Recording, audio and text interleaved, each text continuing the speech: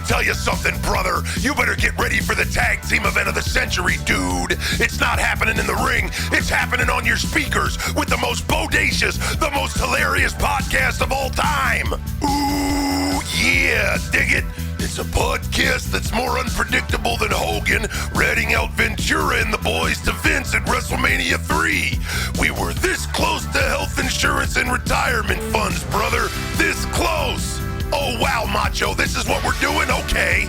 So these two dudes with attitude, they're taking you on a wild ride, brother, all throughout wrestling history. Pay-per-view reviews, watch-along matches. These dudes are the true originators of the madness that Macho Man claims to be all about, Jack. Well, yeah, brother. Well, how about saying your prayers, taking your vitamins, and letting your friend record you bouncing around in the bedroom with his old lady? Well, let me tell you something, Macho Man. At least me and none of the maniacs took Stephanie McMahon to her junior prom. Ooh. Is Hogan selling the face/throat? Pause. He said he's selling the face and throat. I didn't mean like selling face. Did I just say that? So all you hulkamaniacs and jabronis, grab your vitamins, eat your Nugenics, strap in, and get ready for more graps than a 5-star Meltzer Classic in the Tokyo Dome, brother. Don't miss out. Ooh, yeah. This podcast's gonna be hotter than a habanero in hell. So grab your headphones and let the madness begin. Dig it? Ooh, yeah.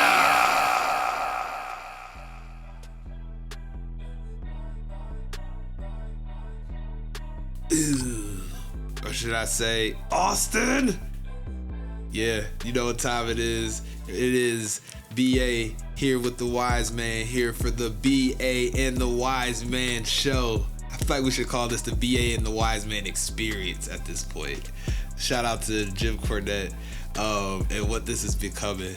I shout out because I love the guy. He's entertaining. I mean, people have their opinions on him. I know where I put him at, and I don't take him more serious. Sorry for my Jim Cornette explanation. Hopping off the soapbox. Wise Man, what's good? How you living this evening, brother? Pretty good.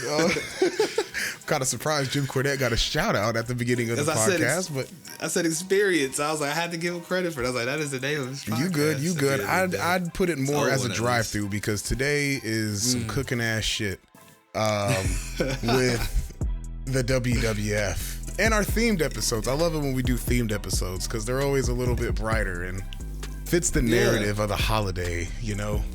Yeah, and boy, does this pay-per-view fit a lot of narratives then, now, and forever, as we'll find out here as we talk through it. But yeah, to the point of the holiday, if you're listening to this as we release it, this would be Valentine's Day, so whether you have an actual Valentine's to snuggle up to or with or on or whatever at this point in time or not, we'll be here to keep you company and watch some good old sports entertaining. Not a lot of graps here, just gonna be quite honest.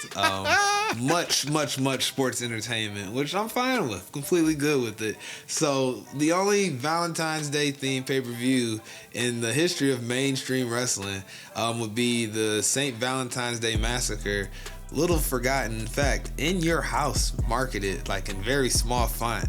Like nobody wanted you to know this was like some disclaimer or something. It's pretty wild. But yeah, in your house, St. Valentine's Day Massacre, with a lot of stuff happening on this card. Me and Wiseman was talking about this. This is one of the like strangest vibes as far as pre-Elimination Chamber, what we gonna do between Royal Rumble and WrestleMania pay-per-view. You said the buy rate was crazy on this, if I remember correctly, right? Buy rate was 450,000. It was almost half a mil on that one. But more surprising, it was less than 20K in attendance. Memphis, Tennessee, and the Pyramid. The way I will give a shout out to WWE production because it seems like there's way more than 19,000 people in this building. To be very honest with you, especially for the card that they have and the reactions that they get. Great on production. They placed them people exactly where they needed to be. Yeah. I didn't even peep it. And I remember just some certain scenes in this pay-per-view, as I'm sure we'll get into in one of our watch-alongs this evening.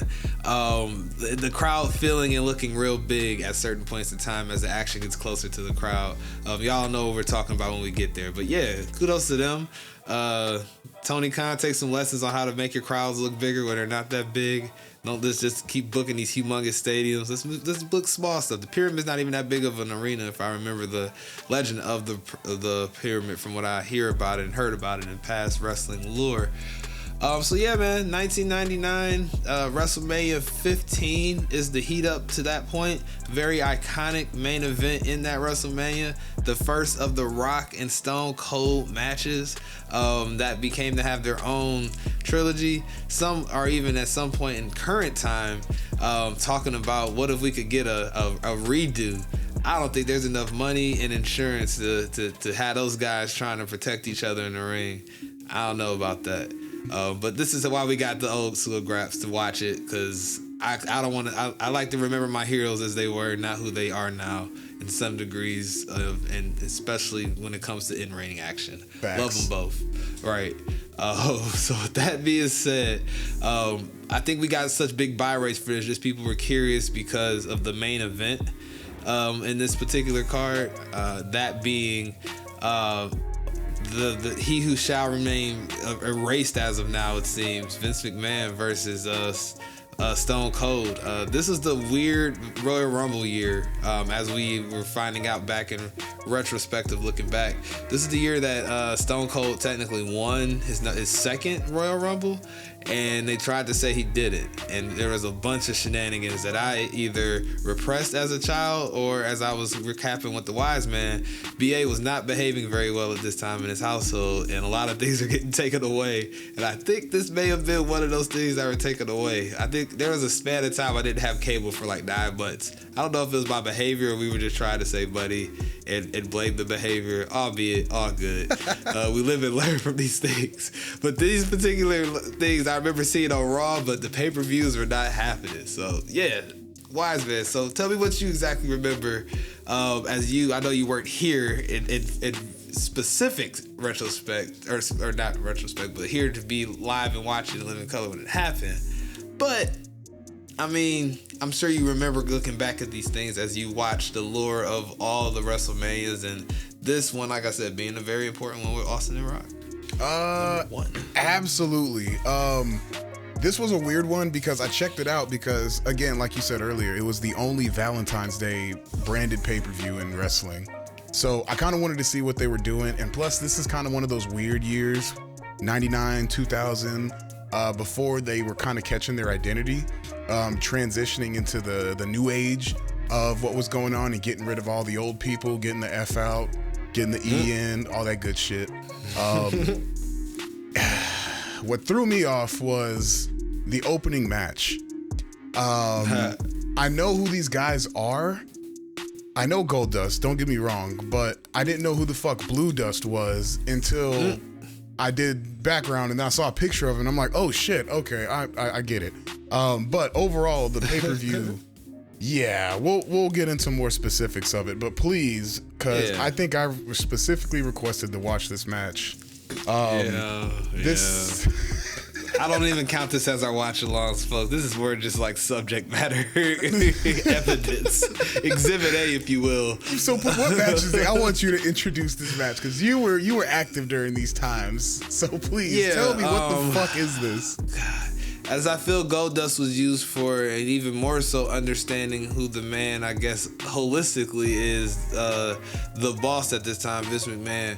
Goldust got a lot of just weird storylines, on top of just being a different character for the late 90s. And me being a late elementary school, early middle school age at this time, recall heavily just the weirdness around Goldust from the Razor Ramon storyline on, pretty much.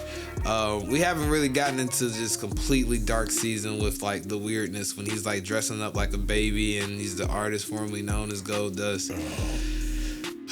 We could do a whole retrospective on Goldust run just in the WWF itself as I kind of think back on these times. But this particular bubble, to answer your question, WiseMan, and stop rambling, Blue Meanie, the infamous Blue Meanie from ECW, also what was somewhat considered more of a jokester, if we're gonna compare it, like the comedy wrestlers of Colt Cabana type style, where we're doing sticky stuff, if I can call it anything. But with that also being said, this particular thing, WiseMan, I don't really have an answer for. I can't even give you a specific answer as to why. This was wild to me. It was just random. It was just Vince booking weird stuff, or Pat Patterson doing Pat Patterson stuff. R.I.P. But Pat Patterson was Pat Patterson. Oh, so God. I don't know, brother. With that said, so WiseMan, as we had been discussing, said, "Hey, can we pop this on? It's not a long match, as we'll see." Yeah, we're gonna pop this on. If you want to watch this, go ahead and start. Load up the cock to 3 minutes and 16 seconds. Please preference that the Peacock. The app, Peacock guys. app. Jesus. I mean, I thought you would know by this point. I would hope, but yeah, I understand. Some people might be coming in cold to us. That is true. I'm sorry about that. Yeah, you might have turned off the podcast after that one. Okay, load up the Peacock app on your streaming device and forward to 3 minutes and 16 seconds. That's going to be kind of the start for this. We're going to start this at Goldust entrance. This is not a long match. This is only like less than 5 minutes probably with entrances. It's pretty bad. So yeah, we're gonna go ahead and start this. 3, 2, 1, and start. Oh God, Lawler. I forgot about Lawler. Here, let me put it up on here. This is bad. Lawler commentary on any pay-per-view in the 90s is just crazy. Here, I mean, like, we've heard Jerry the King Lawler drop F-bombs, not of the 4-letter variety, on live promos. So who could imagine? Jesus. Man, this is how they open this pay-per-view up, so you could just imagine. And that's a wild way to open up a pay-per-view with the fucking like gimmicky match like this, Goldust versus the Blue Meanie as Blue Dust. And then they give him the exact same entrance, just blue, which just just disrespectful to an already disrespectful gimmick. As Michael Cole and them, they always called him like, you can hear Vince McMahon talking through Michael Cole like, he's bizarre, the most bizarre superstar in the history of the World Wrestling Federation. I guess, man. I mean, just putting his gimmick on the Blue Meanie was just weird. Why couldn't they have a match? Because, I mean, he was out here jobbing they were, Gilbert and all that shit? Yeah, man. Yeah. Like, this was this even mid-card? Could you call this mid-card? No, I would say Goldust held down the mid-card pretty well in this era of wrestling. Goldust also was a straight disrespect to Dusty, so you got to keep that in mind too. I'm sure people be wondering like, why Goldust? So I have to preference. Goldust was a straight FU to his dad, the late great Dusty. I didn't know that. That was like a Vince thing? Absolutely. No, that was he was like, F it, and then Dusty caught him like, what are you doing? And this is when Dustin was in a very dark path, and he just was like leaned into it because he knew his dad hated it. And wow! The facts. So rebellion. Yeah, man. They had a very tumultuous relationship up until like the last like 7-8 years of Dusty's life. Like as Cody got into it and he got to know Cody and stuff like that. Yeah. They kind of get into it in Cody's doc. Not really though, because it's not about Dustin and Dusty, but the stories are out there on YouTube. As Blue Dust walks down the aisle. Yeah, man. Rocking as his WiseMan's head exploded. I didn't know any of that shit. Oh God. Yeah, we get this. This is, like I said, comedy wrestling. Okay, if you're not watching this, this is the Blue Meanie with completely blue body paint, sprawled out on a blue couch like some Roman emperor, like with fucking grape leaves over his crotch. No, he got blued. He got dumped in blue paint. They called it getting blued.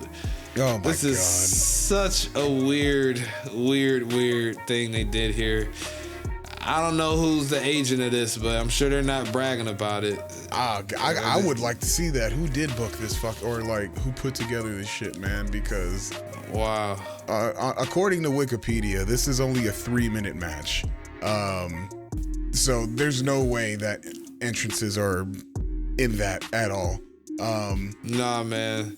And then he's like wearing his pajamas out to the ring, which is even like weirder considering he was just painted in blue on Raw the week before. That's what where's the blue body paint? I thought he's Blue Dust. You're not. You gotta ask who booked this shit. That's all I can say. Cause who booked this shit? He's still got his goddamn robe on and shit. And he's got the same ring gear. Has he got them damn booty shorts on? Yeah. God damn. All right. Is that the great Teddy Long as referee right now? Let me see. It's a Black History Month shout out. Is that Teddy Long? I can't tell. It might be. Yeah, they'll show him in a moment. Blue Dust. What does he got? He got a male romper on? Yeah, that is Teddy Long. Yeah, this is wild. This is terrible. So he just goes to the outside and just starts taunting on the ramp. I guess this is within the 3 minutes. He's not covered in blue. He's not. He's got blue face paint. What looks like a blue one piece that's made out of pajamas and some blue knee pads. We got Michael Cole trying to sell us him being painted in blue, which is bullshit. Just to call it what it is. Yeah, come on, man. That's bullshit. Don't even try that. Almost as bullshit as this match. Back in the ring, and oh god, the Blue Meanie did a lot better in ECW. I don't think he was ready for this WWF shit. No, I think this is all by design type stuff. As he grinds on his leg, this is so gross. What is this? I think Vince made a point to try to embarrass those guys as I try to get that statement out. For the visuals I'm seeing, just making that hard. Oh no, is he giving him a wedgie? What is? Yeah, it's just here wet white ass getting slapped. This is just weird. Vince is a very weird guy. Oh yeah, as we finding out on a whole nother level. A lot of shit on his television. Yeah. Oh, is this he gonna give him a Shattered Dreams? Oh god. There we go. That was one of the weirdest signature moves. It's literally just kicking a man square in his nuts. Yep. As he gets down. Got one down, gave him a boot. How was the finish of this match? Because I feel like 3 minutes has already passed, or is this just excruciatingly long? No, it's about to end right now. Oh, he misses the... Yeah. Oh, wow. Okay, so no one home on a moonsault. Dustin with... What did we got? Oh, sorry, Gold Dust. What is that? What is that move called? Okay, Gold Dust won with... I don't know what the move was called. He kind of just picked him up in like a scorpion death drop position and then just literally picked him up and dropped him. Right. And Gold Dust goes over like he needed to go over Blue Meanie, Blue Dust, or maybe to end the feud, I guess. Yeah, this definitely has to be a blow off. If this is like main match type shit, I would feel very, very, very sad. Is he giving him another Shattered Dreams, or is he gonna? Okay, yep, he gave him a Shattered Dreams, and that's your send off for Gold Dust at this pay per view. Yep, exactly. Ugh. Teddy Long raises his hands, and Blue Dust holds his nuts in agony. Dirty work. As they promote the main event. As far as this match, as he said, weirdness, and it looks like it's getting put to bed. And whoever booked this shit probably got fired, I'd imagine. Unless it was Vince himself, who can't fire himself. So yeah. So, with all that being said, the card continues on, marches on. Mid-card city, essentially, with a lot of this stuff. And no fault of the roster itself. Because we get 2 fire matches to end the match for all the right and wrong reasons, as we'll get into. But I think they were all enjoyable in their own way, which is special in itself. You could say Al Snow appearance against Hardcore Holly. After that debacle, Hardcore Holly was a real hard ass at this period of time. Didn't fuck around. This match, hardcore title match, I believe. This match ends goes all over the arena. It's pretty crazy. But Bob Holly was known to be one of the stiffest workers around. Pause. And he let Al Snow really have it in this match as it goes along. Yeah. I would too. With a nigga on the Job Squad. Shit. Yeah. It's one of the more entertaining matches of this evening because as it got started, I was like, finally making up for what started the card, but it's very heavy in gimmicks. It being a hardcore match.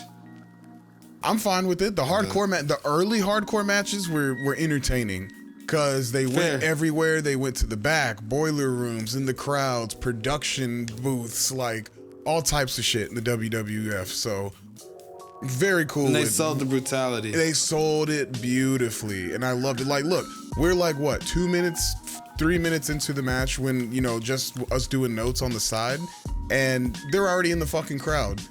Crowd's going goddamn wild for this shit. Insane. It's absolutely insane. And they go fucking 10 minutes. This is a 10-minute match of them just beating the dog shit out of each other. It felt way longer watching it live. I'll say that.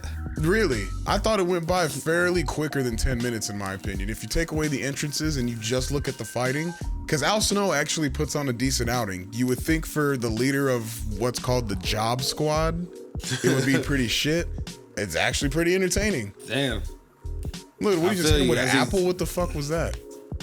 I don't know, but it shattered. But yeah, bro, that shit was hilarious, man. Yeah. They like you said, they just beat the shit out of each other up and down this damn stadium for the majority of this match. Gimmicks. Heavy gimmicks. With the Al Snow. But he has the head too. Don't forget head. Al Snow with head. Pause. Where would he have been without head?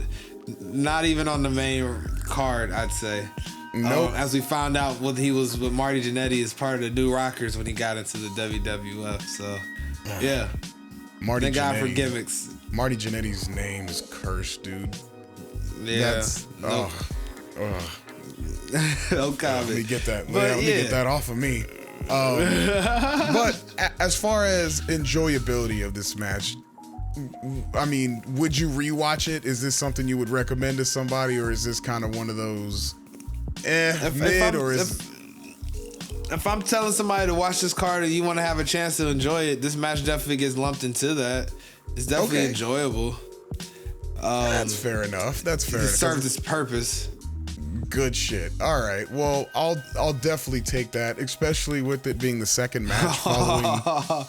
Yeah, sorry. We're still watching along. The tape's still rolling on this match, guys. So excuse my laughter because this match is a shit show to the point of that. Yeah. So, plenty of times because we're not going to be too formal on that. We got the shit rolling in the background while we're talking. Yeah. And Jesus. I mean, Hardcore Holly is just breaking like glass and sheetrock over Al Snow's head. Shit, man. And he just threw a Budweiser cooler at him. Like, the WWF in '99 was like no safety regulations at all. Dudes are taking unprotected headshots with all types of foreign objects. It's stupid. As we'll see when we do watch along a formal one again with the Rock and Mankind match. Yeah. Mankind took pride in not protecting himself with taking abuse. That's what kind of sold his gimmick further, I feel like, which is why he loved to take so much abuse, because it sold his stories even more that he told in the ring. Exactly. His ass whipped like that. Exactly. And what I love about the hardcore matches too is like if you ever played the Nintendo 64 games and even some of the PS2 games, they had absolutely ridiculous weapon choices. But when you watch the shit like this, when they're pulling out beer coolers, aluminum pans, mops, and shit like that, it makes sense because they're not just using the, what do we get nowadays? Tables, trash cans, kendo sticks, chairs. Right. That's kind of it. Maybe a ladder if it's, in a special occasion. But other than that, you're not getting much. You got every household appliance back in the fucking 90s and early 2000s with these hardcore matches. That's crazy. Man, oh my God! All right, we're gonna get caught up into watching this one. Yeah, all right. So as we get, as I said, I think we're gonna do our actual watch along. We're gonna still talk about the card as we watch along with the last two matches of this card. The Rock and Mankind, and then we're gonna go right into the Austin McMahon shit show. That's being kind. As far as what that match represents, it is. So Rock and Mankind.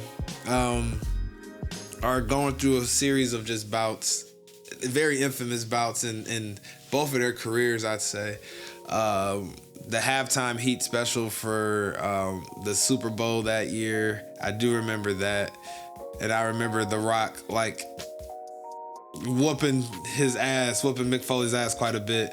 So this is just more follow-up from that. The Rock is corporate Rock at this point, leaning into the heel shit heavily.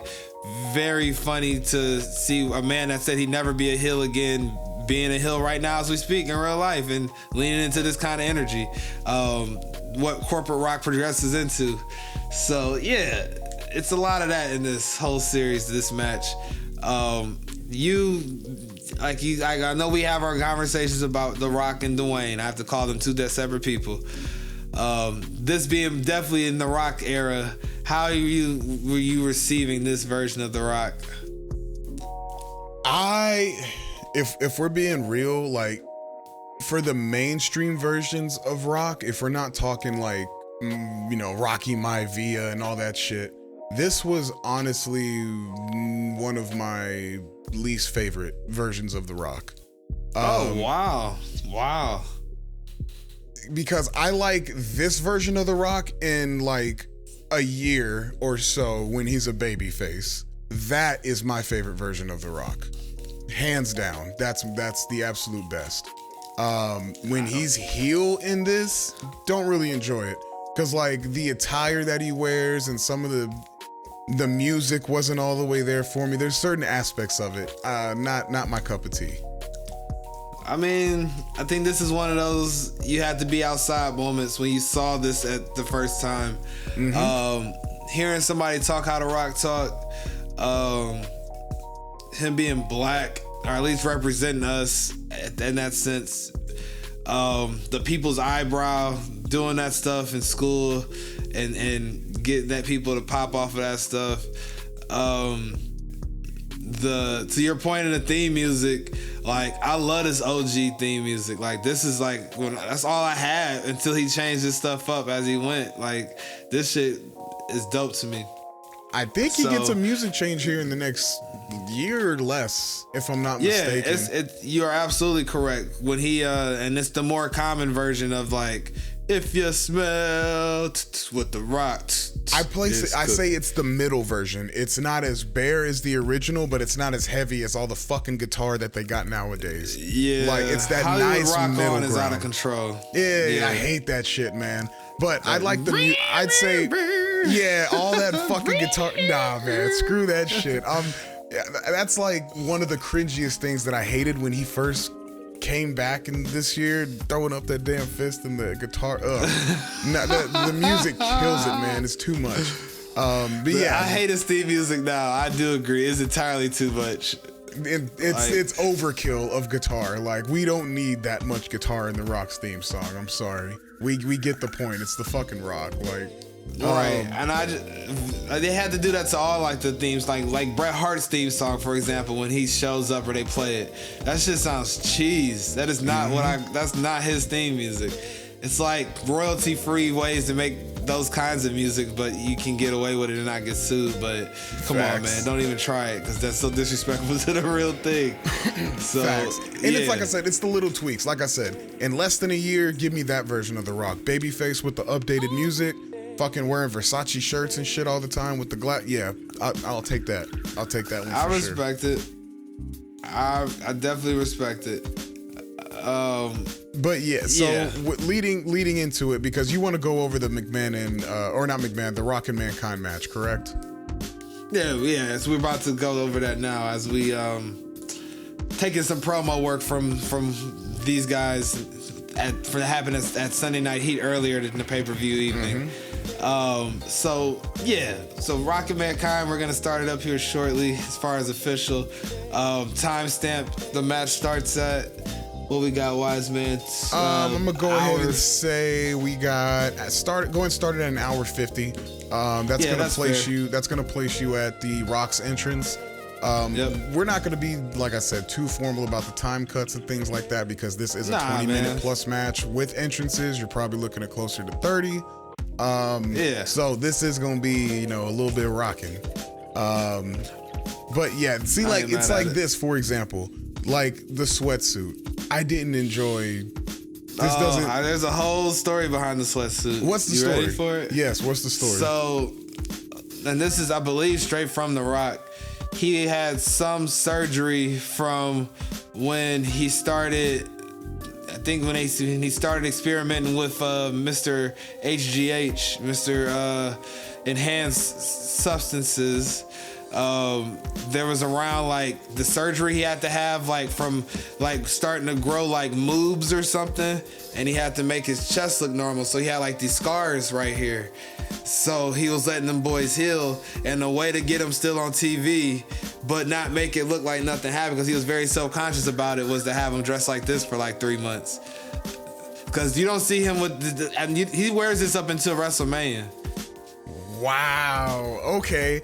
Well, that clears a lot of shit up, because I'm sitting here like, this is such a weird choice. This doesn't seem like the Rock character to come out in a generic black Adidas looking sweatsuit. Like, it just doesn't seem like it. You talking about a nigga that wears fucking, you know, alligator steppers and Versace button downs and fucking $1,000 glasses. Nigga come out in a fucking non-branded generic black sweatsuit to come and wrestle. Like, but when you think about it now, it's like, yeah, that's what he had to do, because that's what he felt most comfortable with, that still served to where he could be like, well, this is what The Rock works out in, like, type shit. Like, so, boo.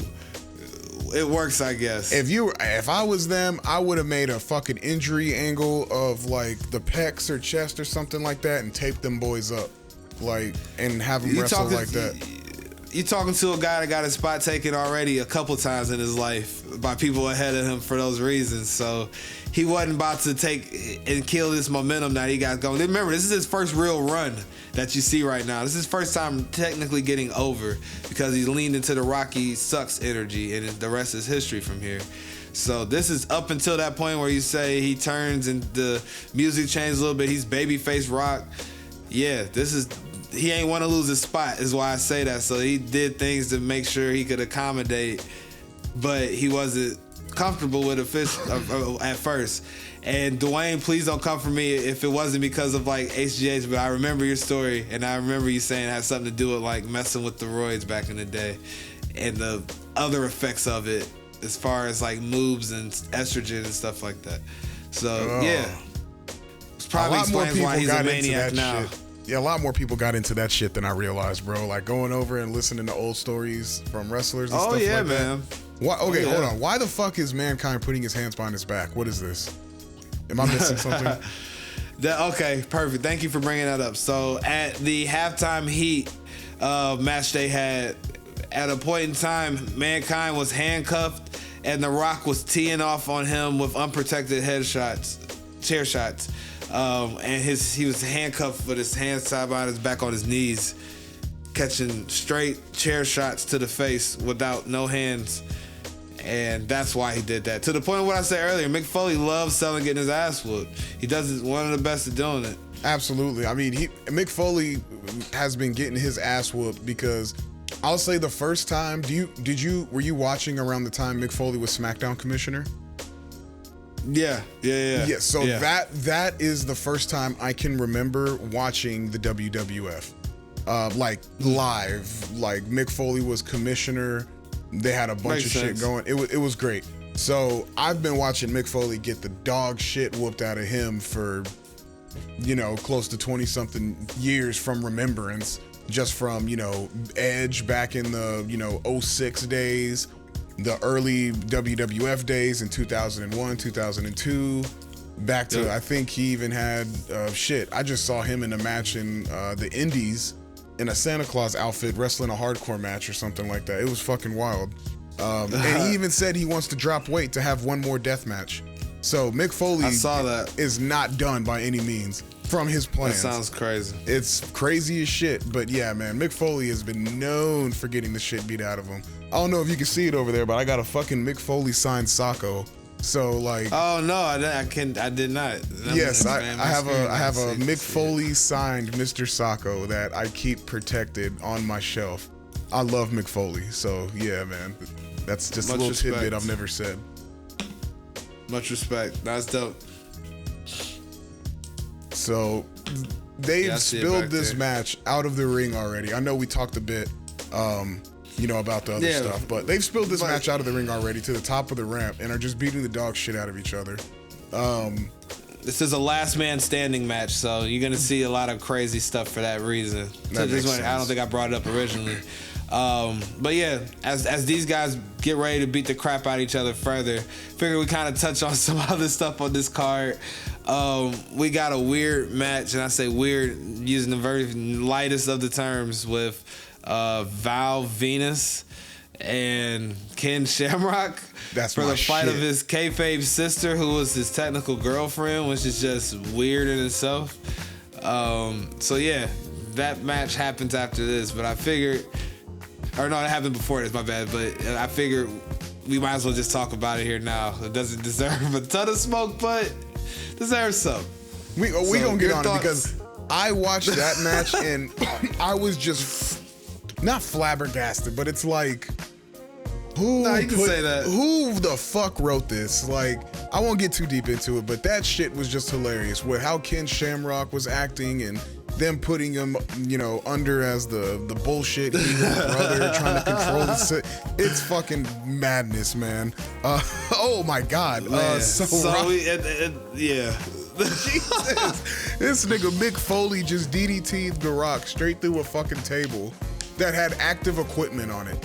Like, it wasn't a clear table. That shit, like, there's a bag of Lay's Dorito or Lay's sour cream and onion sitting right there.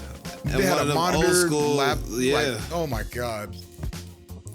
Looked like The Rock's head almost went through it, literally. Yeah, but like, have you heard how hard those monitors are, bro? Pause. I believe it. They look hard, man. They look like that hard metal from like Metal Shop.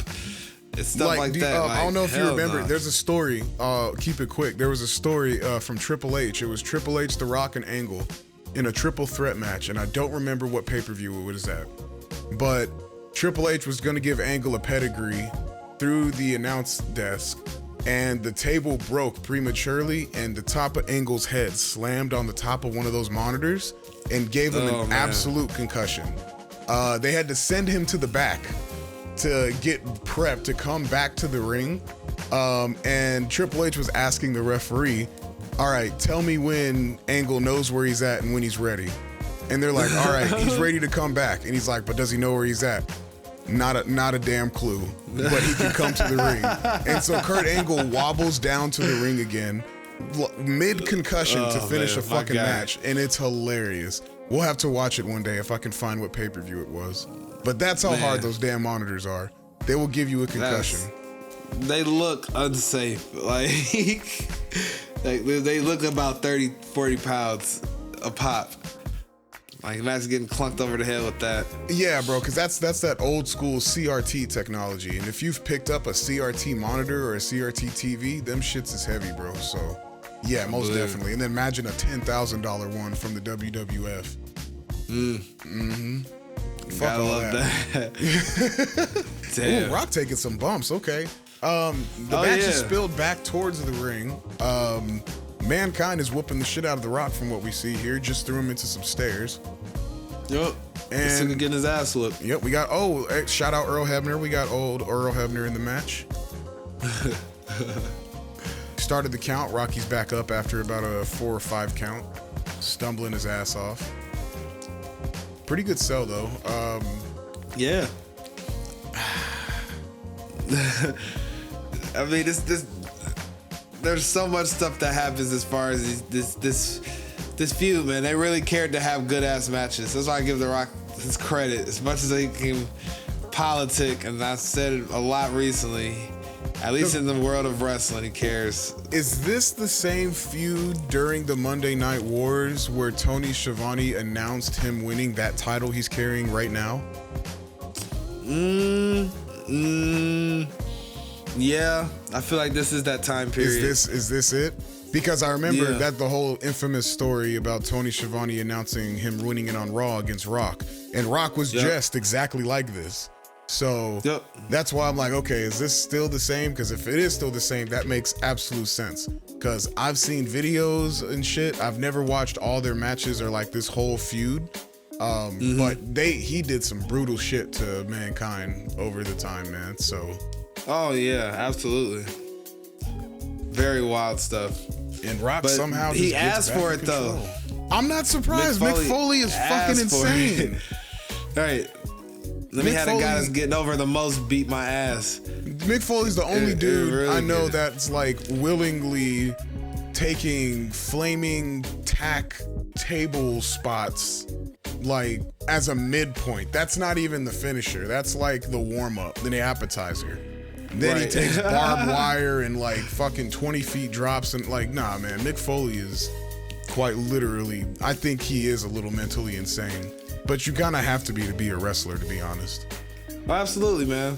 I wholeheartedly agree with that. Like, yeah, it's too much to be like try to balance that out as either all or nothing, and that's why Mick Foley had to stop, because he was gonna kill himself. Because that's the only way he knew how to wrestle, was to get his ass whooped and tell a story. To the point where he hasn't even moved since The Rock suplexed him. Oh, here we go. He's moving. He's moving a little bit. He grabbed his back from that deadly ass suplex. Is Rock hopping on commentary? Let's listen to this.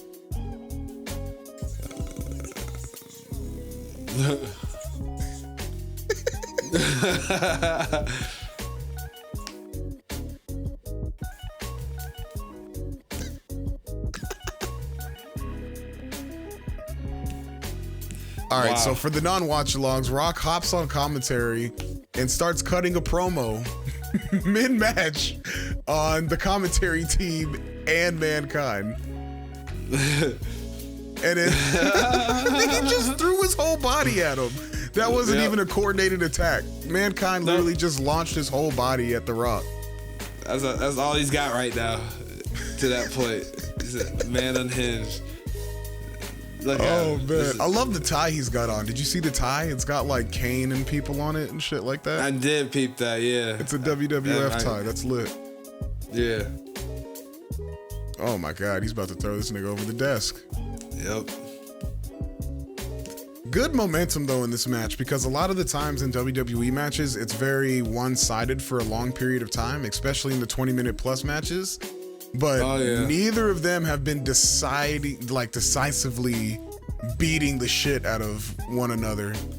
Oh yeah, they're selling it on both sides, so it's amazing. That's what Which you respect, I like seeing Mick Foley specifically how they use Mankind outside of everything besides his world title, run, would not indicate that they would put a world title on him and make him fight The Rock, like, at all. Which is weird that it worked out and they actually did it, but I would have never thought at all. I'm not mad at that. There were parameters in place to set it up, so I don't know, man. What I do know is Mankind deserved a lot of props just from the fact that, as you see as this match goes, the dude just takes it. And I think, this is leaning heavy into the Mankind gimmick when he used to act like Leatherface essentially. But I was gonna say, because coming full circle to fast forward a little bit more, at WrestleMania 2000, which is WrestleMania 16, you get the weird fatal four-way match with him involved more in his Cactus Jack bag, Big Show, The Rock, and Triple H, all advertised with McMahon's in each corner. It's a very interesting WrestleMania. Yeah, Linda, Shane, Vince, and Stephanie. I remember that being advertised. I don't think I've watched it, but I watched it live and I hated it. I hated seeing that shit live. I fucking remember. I was so mad. Because what was it? Shane was on Show's corner. Vince was on Rock's corner. Stephanie was on Tripp's corner, and Linda was on Mankind's corner. Like, got it. Yeah, I remember that, bro. Man, you just unlocked a fucking memory from back in the day. Holy shit. Because you got to think about Mankind's like whole story. Like from the weirdo in the fucking boiler room. To all these Rock chair shots to Mankind. They're bad, bro. So I knew we were gonna get there. It's bad. And to finish the story, but Mick Foley eventually it just becomes from all of this stuff, and they just start rocking with Mick Foley. But back to this match. If y'all remember the movie Beyond the Mat, a lot of the stuff where like they were showing Mick Foley's family reacting to stuff happening to him in the ring This was match. from this match. Yes, that's why I was saying there's a lot of history woven into this shit. Like, and I'm sure his son is right in the crowd screaming, his family covering their children's eyes. Cause it gets wild, but Mankind gets his stuff off though. It's not he just takes it. Like, look at that. Here. Like, he doesn't even have the wherewithal to just do, over the rope lariat to knock him out. He just throws his whole fucking body and wipes both of them out. Like, it's Shakespearean how he acts in the ring. Exactly. Like, some wrestlers know their recipe to how to put together a match. This nigga Mick Foley, I'm not saying he's a bad wrestler by any means, but when you're talking the actual like technical wrestling, very low. But fuck, this dude can put on like a great ass match, and that's like the versatility of him. Like, not to compare him in the same like stature, or not even they are the same stature, but the same type of wrestler. It was like Kane. Kane, you could put anywhere on the card back in the day. You could put him in the beginning, you could throw him in some mid-card bullshit, in some gimmicky bullshit, or in the main event. Same thing with fucking Mick Foley. You could put him anywhere, and the dude's versatile as hell. I can't deny that, man. The proof is in the pudding. Dude's made a whole career out of it. A Mick Foley match I've never seen that I'm intrigued to watch is the one he has with Edge at WrestleMania 20, I believe. 22? 22 sounds about right. Yes, 22. That is the infamous spot where he spears him through the rope and in through the flaming table. Yeah. Yeah, and then Triple H, I don't know if you've ever seen it, but he tries to cut a promo on Triple H like a few weeks later, saying, "I'm the one who beat Mick Foley at WrestleMania." He's like, "Kid, we've all beat Foley multiple times. He's gonna come back. Don't worry about it." It just kills the whole spot right there. It's hilarious.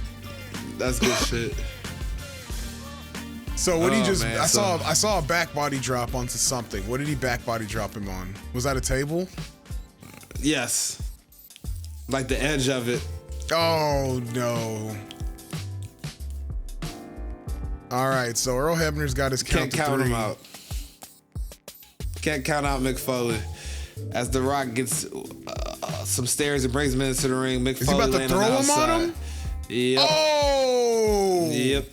Nah, bro. Told you, man. The corner of that shit hit his body. I saw it. That hurt. Oh yeah. Nah, man. Fuck that. That hurt. This is why we learned to love Mick Foley. Stuff like this. Coming from a guy that saw it personally growing up, this is why we connected with Mick Foley. Dude could take an ass whooping like nobody's business. Oh, they back body dropped him off of the announce table. He lit the chair, yeah. But he clipped the chair and the announcer bell. And then he throws fucking stairs on him. Treating him like garbage, man. Garbage gets treated better than that. Or at least they get put in bags. They like sit in one place. Oh, here comes the corporate elbow.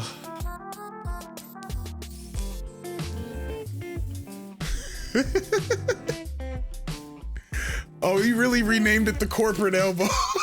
Yeah, man. I wasn't bullshitting. The Rock sold out. Like, when we talk about let me book the territory, Incorporated selling out, we all learned it from that guy. We got bought by the corporation. He's about to cut another promo. Yeah, last man standing. This shit, gotta get in his Roddy Piper bag. That is hilarious. Oh, and he's fighting with the microphone in hand. This is hilarious.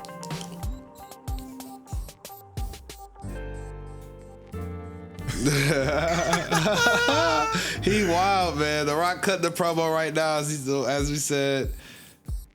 Why he kicks the shit out of Mick Foley. Why the fuck did he always shake his foot like that before he stomps somebody? I always wondered that. It's like an Elvis thing, like, cause he has the whole with this as he sings a classic from childhood. The sideburns and everything. He leaned into that type of shit. Smackdown Hotel. See, this is what he was doing the Elvis stuff. Like, he thought got that him shit with the was mandible funny. claw. That's my god. So Rock just starts cutting the promo and then starts singing like Elvis, talking about jabronis in the Smackdown Hotel, and this nigga Mankind just shoves his fingers down his throat. Man, that thing had to stink.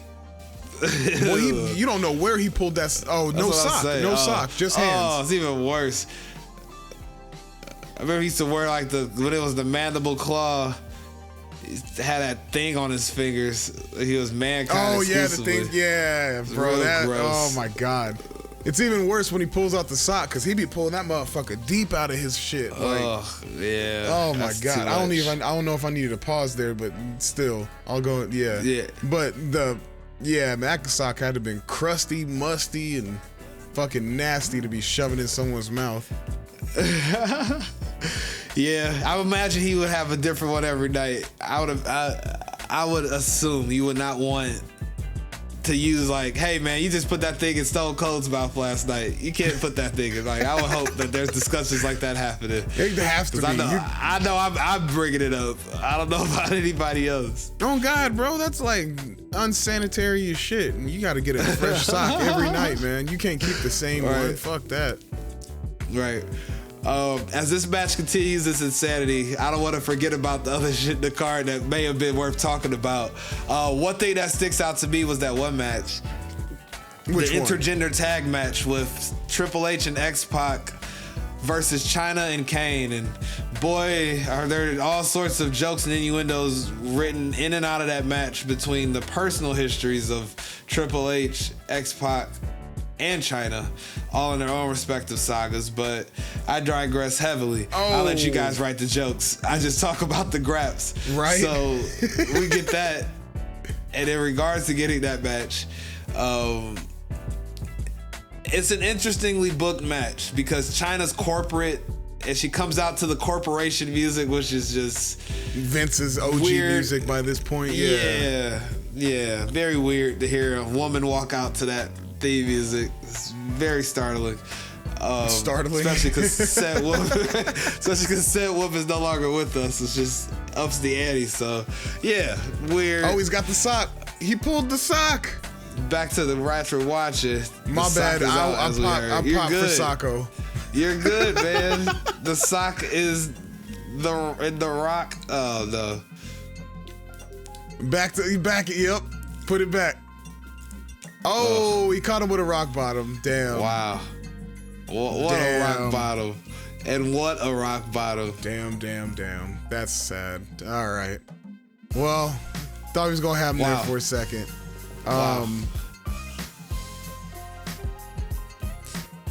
So they're both just laying there. Earl Hebner's got the count at 5. Oh, yeah. This is like the end of Rocky 1. Or 2, maybe. If they don't get up, one of them stays at the ground. I haven't seen any of the Rockies since I was a kid. I've never watched one as an adult. Oh, Double KO?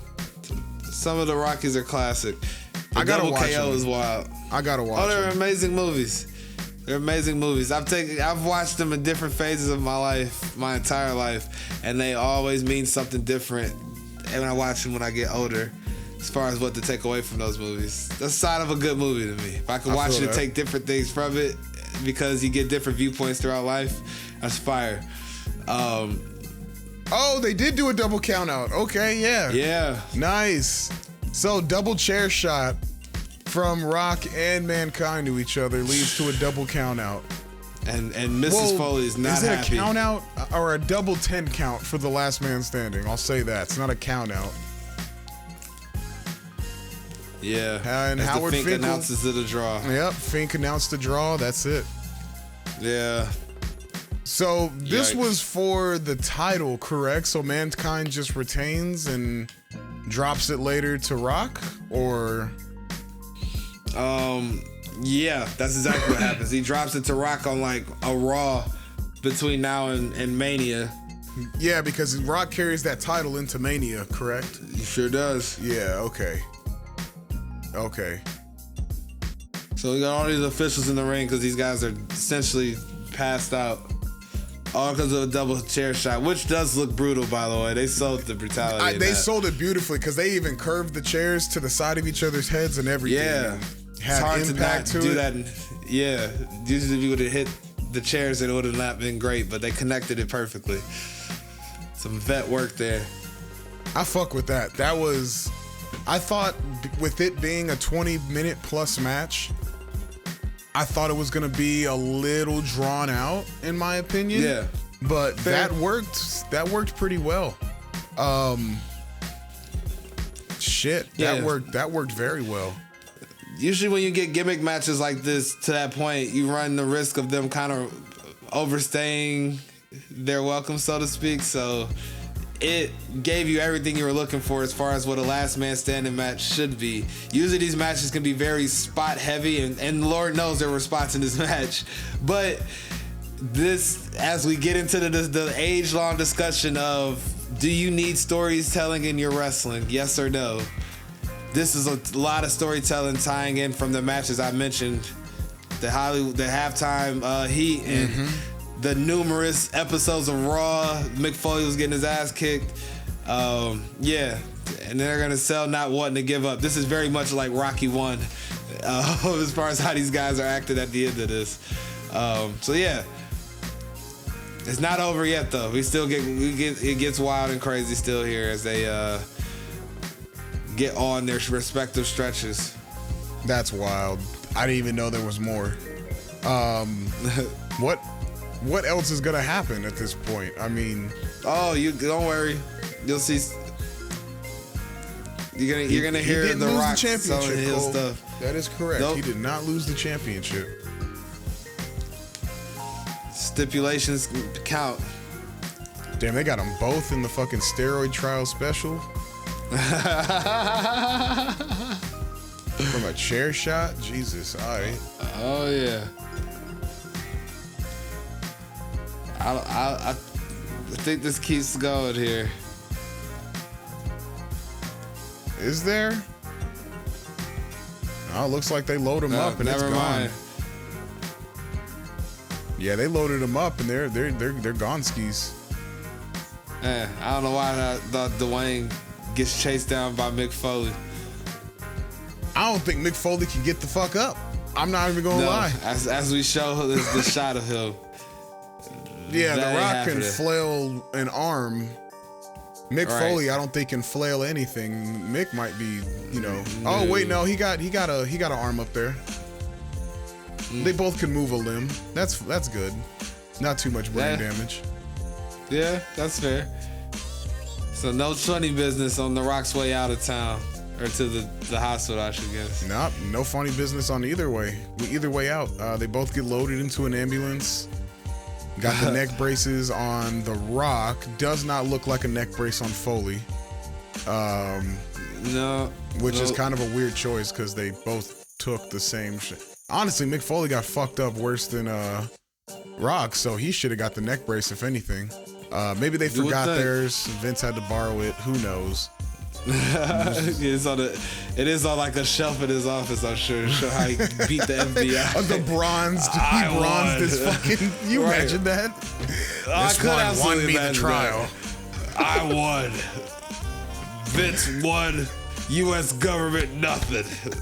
Until a few decades later, a new challenger has arrived. Yeah, the feds. Yeah.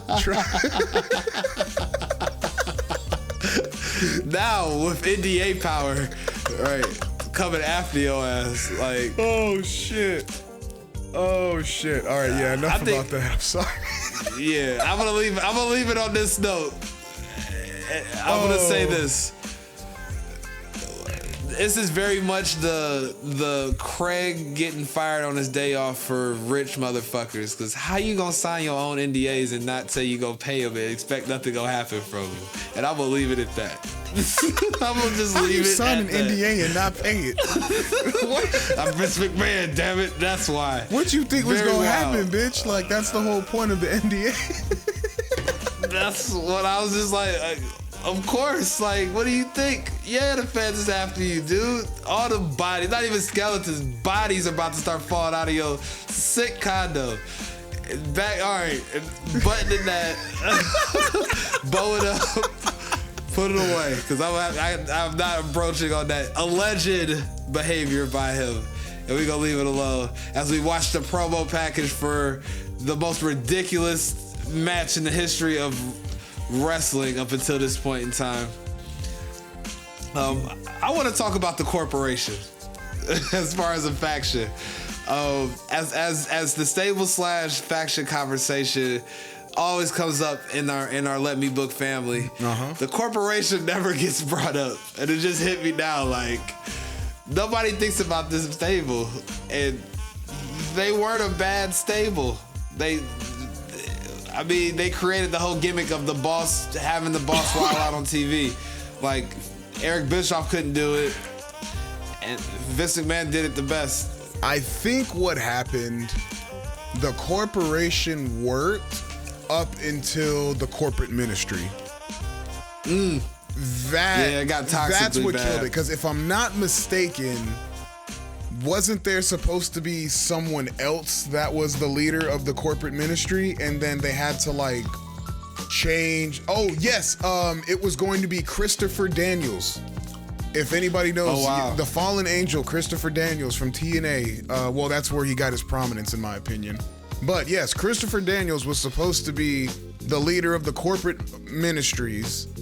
Interesting. But something happened. I don't remember what the exact story was. But basically, Vince McMahon had to pivot, and that's why it made no fucking sense that Vince McMahon was there the whole time, but he was the one giving all the orders. That was me, Austin. It was me. Yeah, that's... Kidnapped his own daughter, yeah. He kidnapped, tried to sacrifice his own daughter. Stone Cold tried... Yeah, man, really weird. That's why everybody was like, what the fuck? And then didn't care about the corporation anymore. Because they blew the ending. It's all about... What did E-Ray say? It's all about the finish. And they fucked up the finish.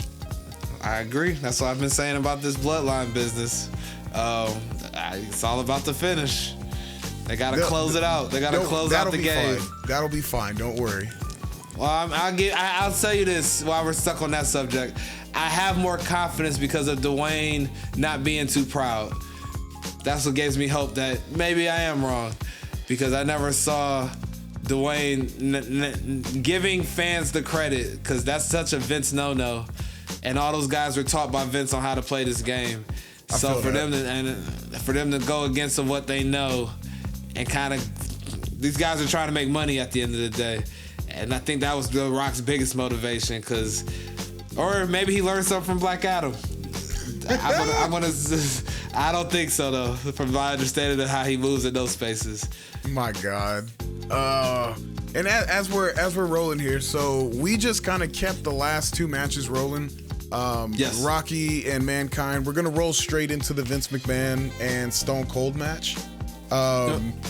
And they made a really interesting decision here to view the setting up of the cage, which I've never seen before. In my opinion, this is one of the shittiest version of these cages. Those black bars were absolute trash. God, give me the chain linked or whatever the fuck they got nowadays, because this stuff is bad. It leads me to believe Vince wasn't getting in no chain link, that they had to be this. Even though you don't see the chain link fence for a long time in the WWF until basically Hell in a Cell. Like, that's the first time you see like a chain link fence in the WWF. Because before then, it was good old blue. And if you did know, here's another trivia fact you might not know. Yeah. This is the blue cage. They just spray painted it. It looks exactly like it. Yeah, that just shows you how much they didn't give a fuck. They just spray painted the old one. As we get our hero, the Robin Hood of sorts of this time period, Stone Cold, the working man's everyman. Huge pop. Jesus. Oh yeah, man. That's what I'm saying. These people are just pumped for WrestleMania. That's why I think we get this crazy buy rate.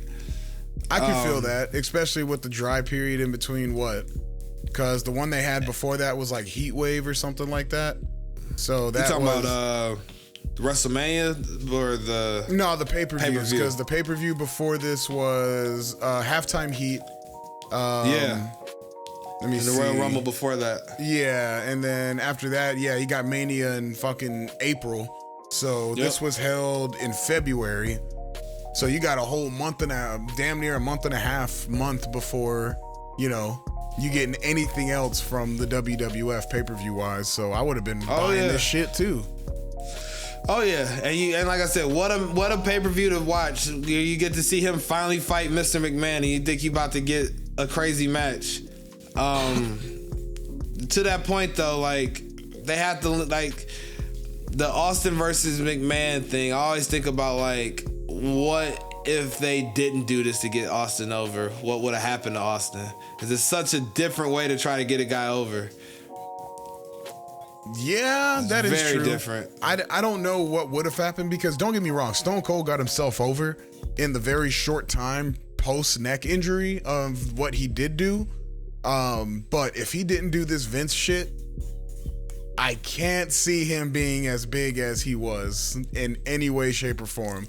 So That's a good point. Yeah, and I think that's probably what Vince wanted as well, because you know how Vince was very big on, you're not going to get over unless it has something to do with me, or I'm booking it, or, you know, I made your gimmick, or yada yada, whatever it has to do. So he probably prides himself stupidly heavy on providing the base ground foundation for the Stone Cold Steve Austin that everybody knows today. I definitely see it. And I think Austin's okay with sharing that, because he knows what this whole thing did for his whole gimmick too. Because guys all dream to be able to whoop up on their bosses and cuss them out and do shit to them, and that was the dream Austin kept alive for a lot of dudes that would come home and relax and watch Monday Night Raw and get to know these wrestlers and their storylines. So yeah, so now you get Vince McMahon standing on the cage wall, taunting Austin. Very, very limber for a man of his age and genetic freakishness, right? As he would say himself, him being the quote genetic jackhammer, as he calls himself. I hate that name, dude. I'm gonna let that stay right in 1999 where it belongs, and not drudge it up any further. Because boy, oh boy, decisions. I hate that There's name. plenty of them to make it restaurants there. So yeah, that's it. This match takes a while to get in the ring. This reminded me of shades of Big T in the 90s. A lot of bullshit before you get to the actual thing that you're here to see. A ton of bullshit. I mean, you gotta really paint this. I think the match that they clocked it was 7 minutes. I think that's just when the bell rings, because they have to at least be on the outside for a good 10 minutes or something like that, playing Tom and Jerry chasing each other around. It's quite ridiculous. And this Vince McMahon is jacked. How old is he at this point? This is 99. How old is Vince right now? Let me see. I believe Vince is in his like 70s or 80s. I could be wrong. Let's see. Vince McMahon is 78 years old right now. So he was what, 52 when recording or when wrestling this? Jesus. All right. So we got 50-year-old Vince. Just swung himself. This dude was on roids or performance enhancers, because he looks heavy Testafin vibes. Fucking jacked right now. He looks, to the point of what he says, like a genetic jackhammer, so to speak. He looks scary. Yeah, for a 50-year-old, that shit doesn't look natural at all. No. Especially because, have we ever seen... Did Vince wrestle before this?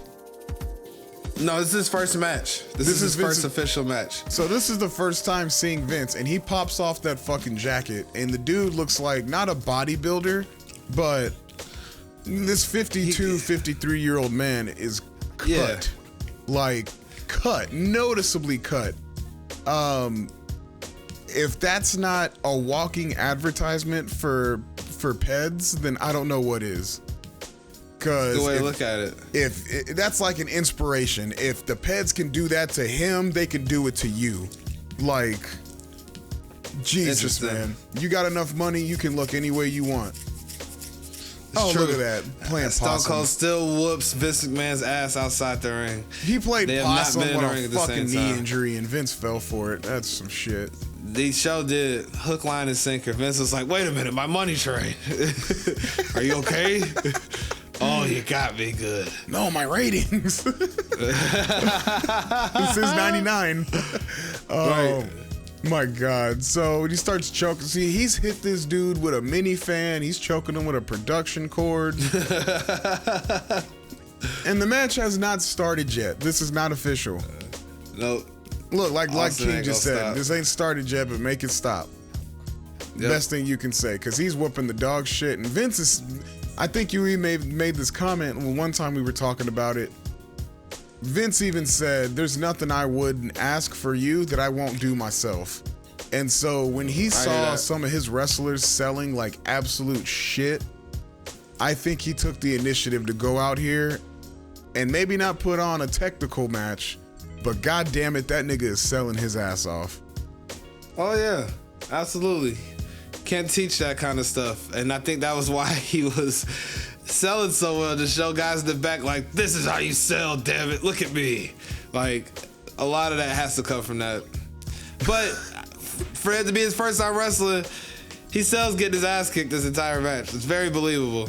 When he's been watching it since he was a damn kid, I would hope he knows how to at least sell. It's a very good point. No excuses. Shit, you've been Very good damn point. 10, 20 feet away from the fucking ring most of your career up until this point, if I'm not mistaken. Because he started ring announcing and commentating in what, the 70s or 80s? When he started, yeah. Started in the 80s. Didn't become a character until 95, 96 or something like that? 97? Yeah, 96. Yeah, so majority of this dude's career from Not what? even. I'd say more 97. I'm thinking about the timeline. 97, 98 when he became a character. Yeah, because he became a character basically after the Montreal Screwjob, am I correct? The character we know here now, yeah, but yeah.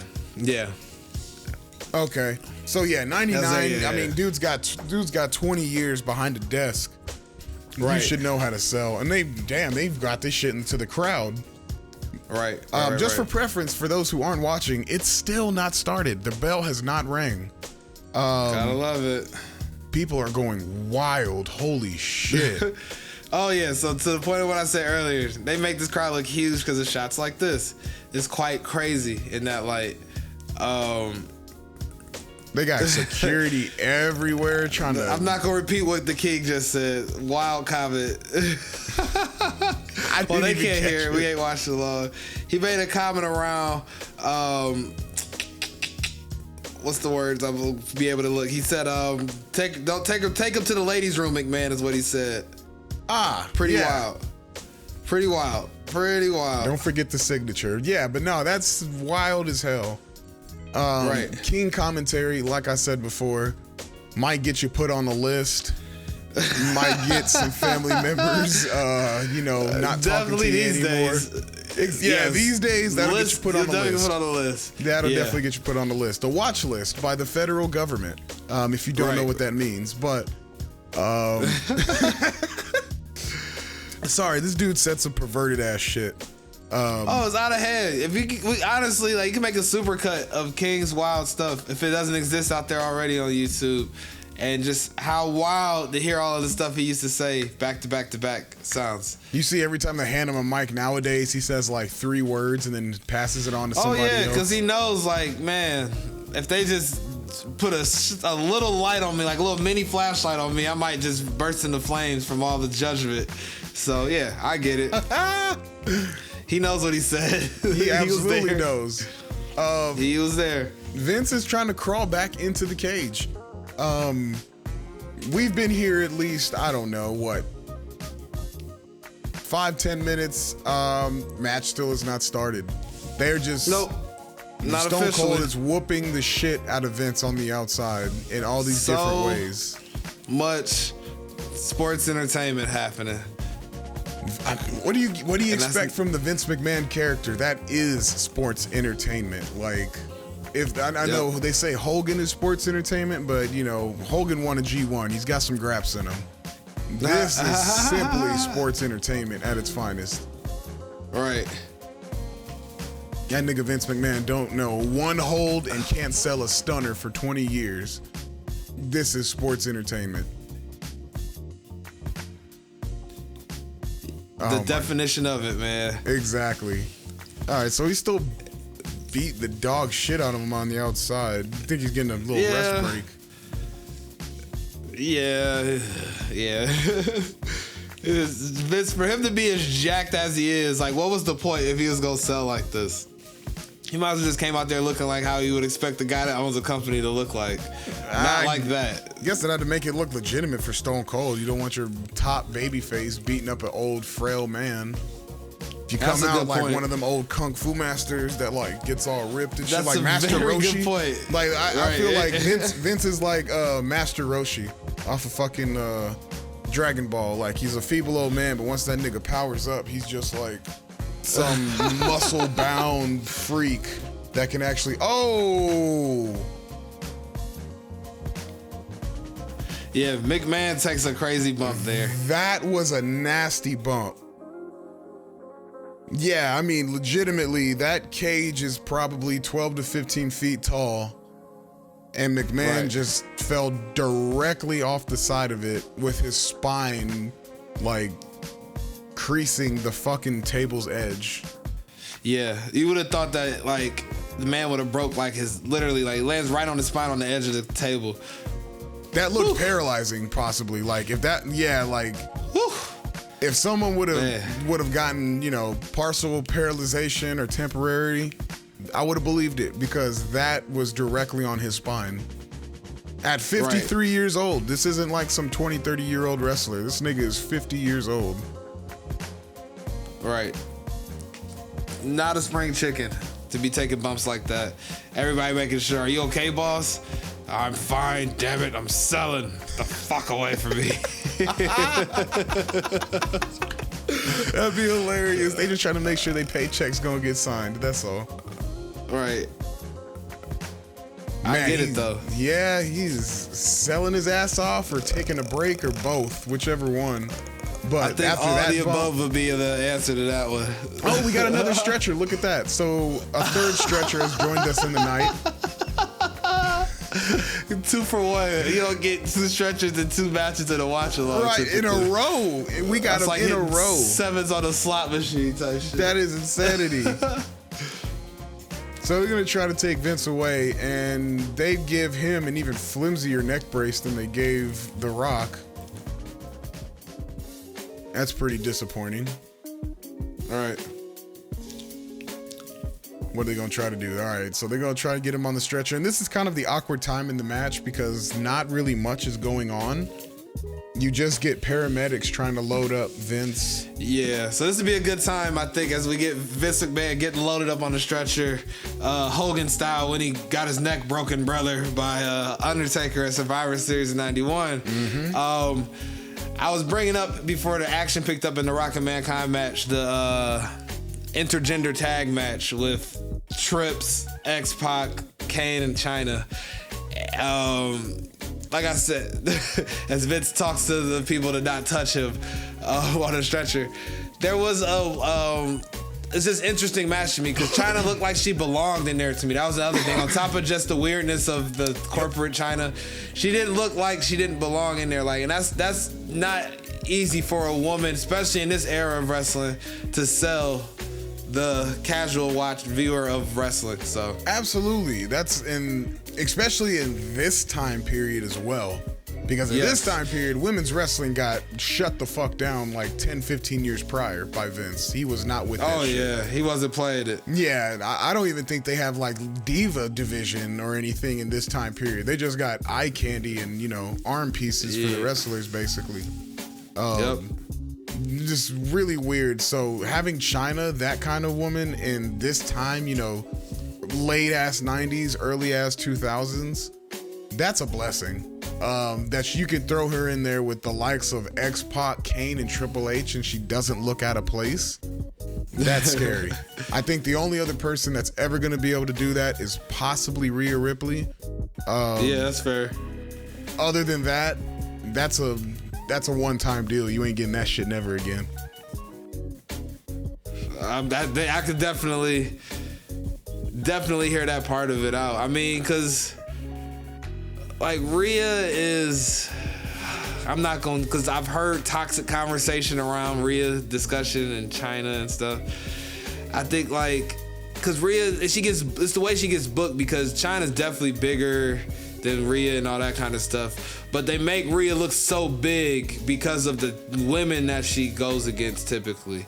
And it helps her out to sell that I'm larger than life type of deal. I don't know of a better way to explain it. No, you're right. They could never, if China was still alive, they wouldn't be able to put them in the same ring. Well, I don't know. China, before she passed, she wasn't the same stature of which that she is here in 99. So who knows?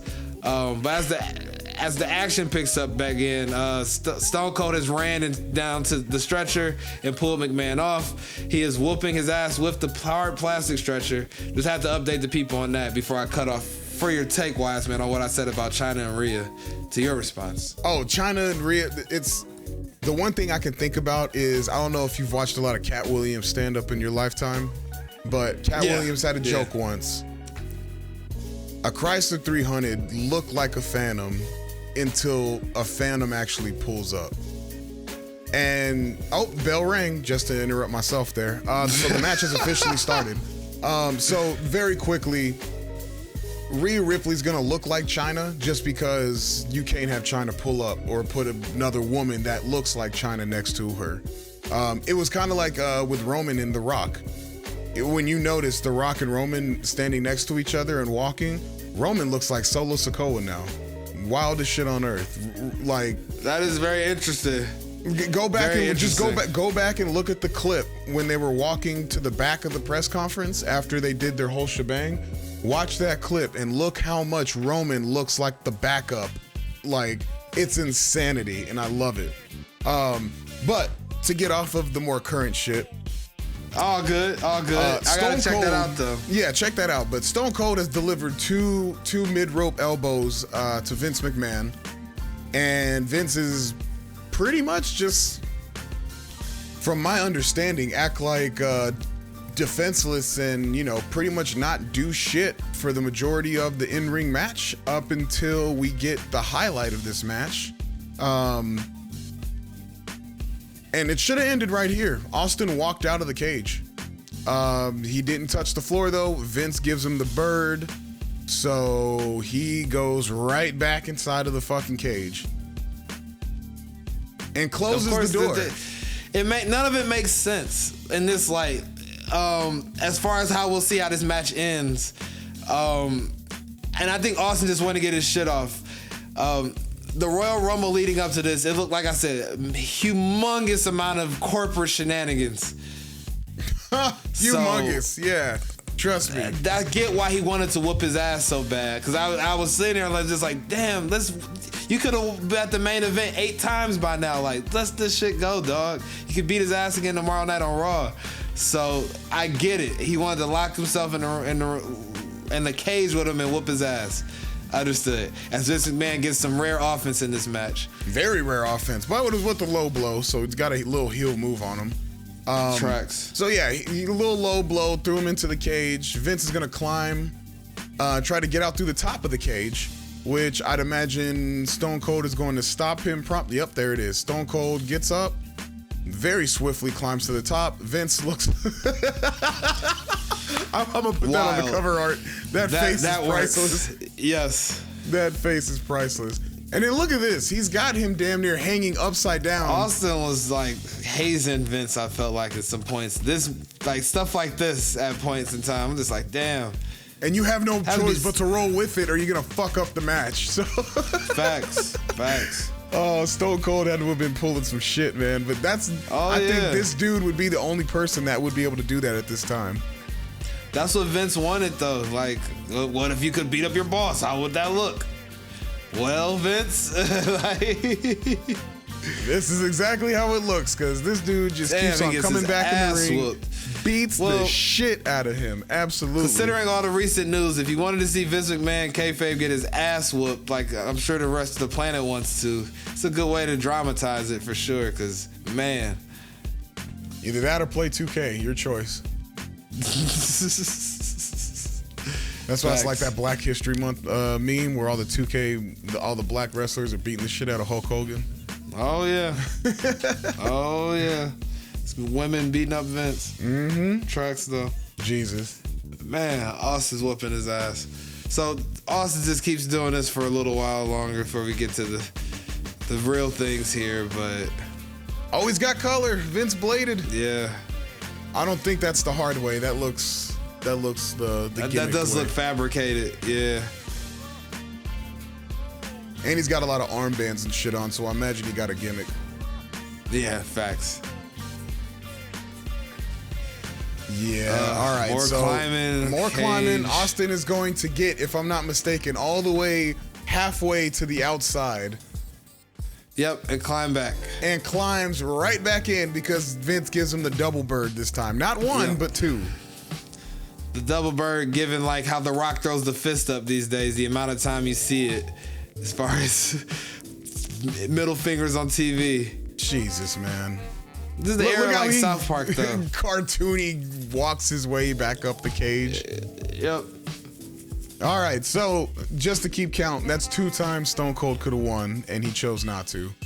It's wild, man. Just win the match and then go whoop his ass. He could have easily like went outside and came back in and continued to kick his ass just to make this make more sense.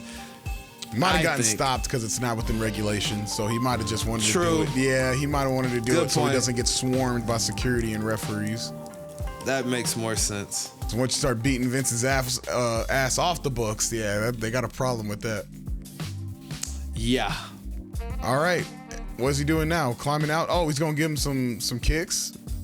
Vince is taking some not like nasty bumps per se, but just makes him look worse than what. Yeah, really, he's making it look like naturally falling off of shit, which is insane. Which I hope he's not actually falling off of shit. I mean, which would be funny if he was, but damn. Yeah, it'd be wild any way you look at it. Oh, he even called it a double bird. That's nice. God, man. It's wild. All right, Vince looks blown the fuck up from this whole thing. Maybe that's what it is. That makes more sense. Okay, got it. Being the genetic freak that he is with all this HGH and testosterone flowing through his veins, he ain't many cardio days at the gym, I'd imagine, for Vince. Nah, them artificial muscles come with artificial strength and endurance, not that real shit. Right. That you can fabricate the look, you can't fabricate the results. That don't happen. Right. You got show muscles and you got go muscles. Those are our show muscles. Yeah. Not go muscles. Not go muscles. Not go muscles at all. Right. So Vince McMahon takes a stunner, way better looking one than he does 20 something years later. And then who do we have?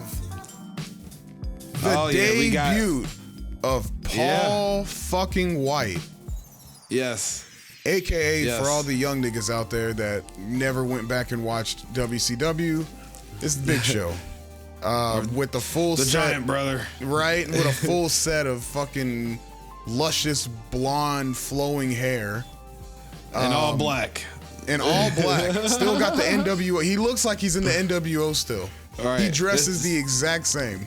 Just turn my shirt inside out. Basically, just a plain black shirt. Like, you should have just slapped the WWE logo on it. Or WWF at this point. You should have just slapped the WWF logo on it. It would have been the same shit. This makes no sense. And then Paul White like, picks what him did up, Vince think? throws him at the cage. Austin hangs on. A whole ass section of the cage swings open. And Vince looking stupefied by it. Like, what happened? And Austin wins. That's it. Wild, man. That's the title shot as well. So this sets up your Austin match, which is supposed to be at this point what it was looking like was going to be Mick Foley versus Stone Cold Steve Austin, but quickly turned in the next couple weeks into Rock versus Austin, which would be the first of their Mania matches, correct? Yes, makes me want to watch it after this pay-per-view, in all honesty, because I enjoy that one a lot. I just remember I remember Stone Cold wearing his vest like the first 20 minutes of the match. Like, he don't even take his shit off. He just get right to the shits. And they get it after it. You would think that was the last man standing match, in all honesty. Like, the amount of just nobody cares about the rules and these guys just fight each other outside. But yeah, man, I might have to watch that on the go to bed side, because this whole recap of this season just bring back those vibes so heavy. What a time to be a wrestling fan. This was nice. This was like a lot of iconic attitude. WrestleManias. Oh god, this is definitely from prime attitude era. From 15 to 18. That's like a great run of WrestleManias. 15, 16, 17, and 18. 16 is questionable. Only thing I'll give you on 16 is the tag team ladder match. As far as the iconic shit from that pay-per-view. The W's and the 16 is the weakest. But 15, 17, and 18 are great. Facts. 18 was like the end of my era of 18 was like the end of my era of giving a fuck in extreme fashion. Really, that's the start of mine. Because I had WrestleMania 17 on VHS, because I think that was the one in Houston, Texas, if I'm not mistaken. They sold a bunch of copies of it, and my dad picked one up. Brought it home on VHS, and I watched the dog shit out that thing. I still remember the cover and like all the graphics on it. It was amazing. Oh yeah, and the blue. Yep, and the blue and all the streaks and shit like that. Had the Rock on the front cover of it. That's Rock Austin 2. Yep, that's the Rock Austin that I saw. Was Rock Austin 2. That was the first time I saw them, which was my shit. But as far as watch along content, that was it. As you could tell, Stone Cold won that one by escaping the cage. Well, technically on the books, it's escaping the cage, but in reality, he got thrown through the motherfucker by Big Show. Other than that, if you wanted to go back over, because there were a few in the middle that we didn't necessarily get all to, like the Corporation one we covered, the Val Venus and Ken Shamrock over, Ryan Shamrock with Billy Gunn as a special guest referee. There's a shitload of lore in there that I don't know if you want to get into right now, because we are already at close to time for episode. We would have talked about it during the watch-alongs if we cared. That's why we gave him a little runway in there. Matches we didn't bring up: Big Boss Man and Midian. Do you even want to go over that? I mean, what? Midian was like, at some point in time, we'll talk about Midian on another pay-per-view look back, because the whole, like I said, the whole corporation and corporate ministry, that deserves some talking. As far as things for that time frame, Midian was doing fucking biting spots and shit like that. Like, and Big Boss Man in his Shield gear. I ain't trying to see it. Yeah, I'm good. You can Sierra Echo that shit right up out of here today, bro. That good. Oh, I'm good on that. So overall, for what we did go over and what you did absorb from this pay-per-view, we kind of call these reviews, but I feel like we're just more of an enjoyment talking through it. So I can't really call it a review, but if you did have to give this a letter grade, what's your letter grade for 99 In Your House St. Valentine's Day Massacre? Man, that's tough. Because I feel like it's. I'll say this, for the purpose of it, I give it an A-. The execution, C. And the reason why I say this is because the purpose of it is the matches we just watched that we did a watch along with. That was to build up that top part of that card for WrestleMania. Even though Mankind wasn't involved directly in that main event, he was the special guest referee. I don't know if you remember that or not. No, I didn't. Oh, shit. Yeah, he was a special guest referee in that match. Or he comes out as a referee at some point, because there's so much insanity in the match itself. I can't remember which one or the other, but he's involved in that main event of Austin and The Rock. So it gives you that tie-in of why we care about that match, or will care about that match. And then, like I said, the rest of the card, mid card was rough these days, man. Even though there's a lot of guys and gals that deserve that noise, the execution to the point of why we didn't really talk a lot about the rest of this card. C, because what the fuck, to the point of the Blue Dust and Gold Dust match. And Al Snow and Hardcore Holly, fun, but again, it doesn't really serve a purpose to my point of why I like sports entertainment, the storytelling. And there wasn't a lot of it in the beginning/middle matches. I feel that. What would you say? I can't even, shoot it some bail with the whole, what it was meant for. I'm just going to have to give it overall. And from overall, what I witnessed, I saw a Gold Dust and Blue Dust match for 3 minutes, a terrible Big Boss Man and Midian match, a pretty lackluster tag team match with Owen Hart and Jeff Jarrett. Oh yeah, shout out to Dub. We didn't even talk about him. We didn't, and there's no reason to, in my opinion. Like, it wasn't a good match. The tag team division is fucking shit. And it's non-existent in this era. It's non-existent in most eras, if we're being quiet. I think this might be the best era for tag team titles, or I don't even know. Whatever, I don't know. The Indies have always had better fucking tag team divisions, and like, everyone knows. WCW had better tag team divisions. TNA has a better tag team division. Like, it's just, they care more about it. Vince just tells you it's to the point of like, y'all gonna watch it anyways. Like, I'm not gonna do stuff I'm not gonna listen to you because you say you want it. Even more so, I'm gonna lean into hating it. He basically said, "What you gonna do? What you gonna do? Turn it off? No. All right then, shut up."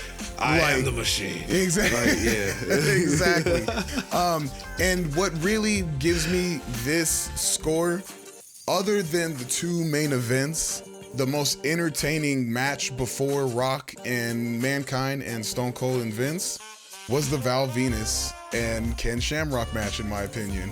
Why? Because it had wrestling, it had story, and it was a decent time limit.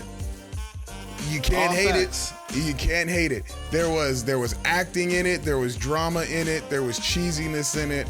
It was a long, drawn out storyline that had been happening for the past 4 weeks of build up. Like, you gotta love it. Commentary was into it, and like, choosing sides. Cole was on Val Venus and Ryan's side, and King was on Shamrock's side, and of course he was. Gotta love, yeah, man. So that is the reason I got to give this just a straight C.